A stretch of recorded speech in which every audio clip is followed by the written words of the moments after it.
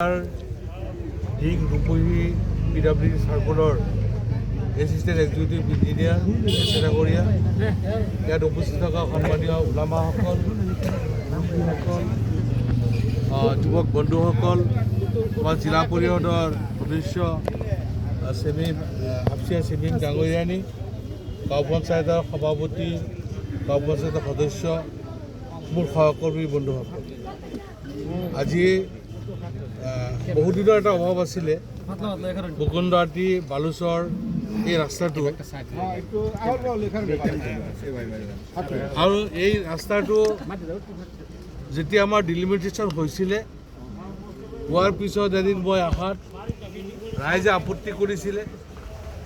আৰু যোৱা মাৰ্চ মাহত মই পিডাব্লিউডি বিভাগৰ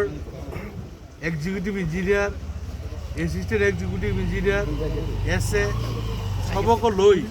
মই ইয়ালৈ আহিছিলোঁ আৰু ইয়াত আহি এই ৰাস্তাটো মোৰ 2025-26 বিত্তীয় বৰ্ষত SOPT 4 কোটি টকা আৰু RIDF-ৰ 8 কোটি টকা টোটেল মই 12 কোটি টকা পাইছিলোঁ আৰু সেই 12 কোটি টকাৰ ভিতৰত SOPT-ৰ 4 কোটিৰ পৰা বালুচৰ আমাৰ মুকুন্দআটি ৰাস্তাটোত 1440 মিটাৰ এই 1440 মিটাৰ ৰাস্তা 63 লাখ টকা মই দিছিলোঁ আৰু সেই 63 লাখ টকা অনুমোদন হৈ আহিছে টেণ্ডাৰ হৈছে সেটেলমেণ্ট দিছে কণ্ট্ৰেক্টৰে কাম এই সপ্তাহত আৰম্ভ কৰিব গতিকে মই ৰাইজক এইটোৱেই আহ্বান জনাব বিচাৰিছোঁ যে ইয়াত কোনোবা বোলে আহি কৈছে কোনোবাই বোলে ধৰিছে ৰূপহী বিধানসভা সমষ্টিৰ ফাণ্ড ৰূপহীৰ বিধায়কে নিদিয়ালৈকে